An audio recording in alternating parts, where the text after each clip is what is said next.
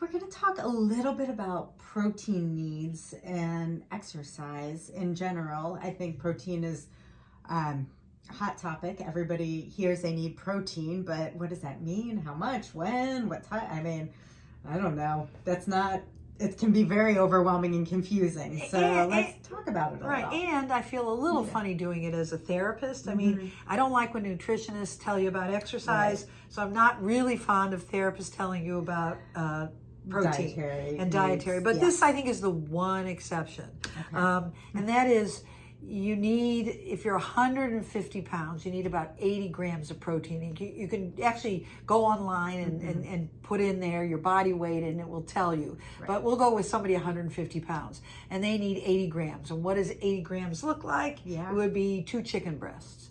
Okay, so it's not that much. Right. It's doable. Is this in a day? In a day. Okay. And then the other thing you need is, if you strength train, you should try to get 40 grams after you strength train, within 5 minutes to an hour. Okay. Now again, this I only know stuff for older people. I don't know if this has anything to do with young people. Okay. This is for older people. All right. So part of the problem is you strength train and then there's no so what happens when you strength train is you hurt the muscle. All right, if you really do the right thing and you fatigue the muscle, you actually hurt it a little bit and it has to rebuild. Yeah. But it needs protein to rebuild. So if you wait too long to get that protein, it's just going to hang there all broken. Yeah. And it needs that protein. So you get better muscle recovery if you have the protein. So one of the things that I like to suggest is Core Power. Okay. It's 42 grams. Okay. So if you drink a thing of that after you get done working out, you're done. You're good. Right. Okay. Or you can have, 1 chicken breast for lunch. So work out. This is actually what I do. I work out at lunch and then I have right before lunch, then I have a chicken breast at lunch. Okay. Or if I'm away, I'll just do a Core Power. The other thing that I was totally unaware of, I was teaching a course out in Little Rock, and a gentleman who could have been Arnold Schwarzenegger's double comes up to me and says, "You never talk about creatine. What's the scoop on that? I heard it's good for cognition."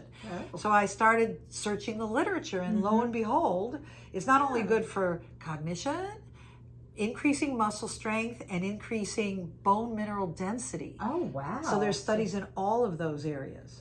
All right. So how did we not know more about this? I know. Wow. I know. Well, part of the problem is when it first came out, people thought it was really bad for the kidneys because the kidneys are involved with the excretion of creatine. So I think there was some problems with that a little bit, or something along that line. But now they're saying it's very safe.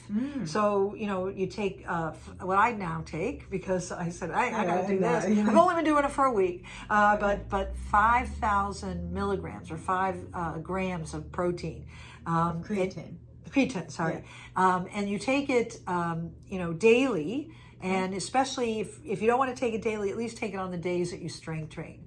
And they found that doing that or really high dosing, which I'm not necessarily recommending, but like 20 grams for a week, supposedly gives you a real boost in your strength training. So I'm excited to try it with some patients. I tried it on myself first to make sure there's no bad side effects, but I will be trying. Yeah, we'll report back. Yeah. So is it a supplement, like a powder? You can do powder. I don't really like powders. They're kind of bad. Yeah. But I found a gummy that I can do. Yeah. Okay. So it's like a vitamin. Right, but it actually helps to build muscle. Oh, I love this. Yeah, let's do a little self-experiment. Yeah, exactly. And we will report back. Yeah, we'll let you know. Yeah, great. Very good.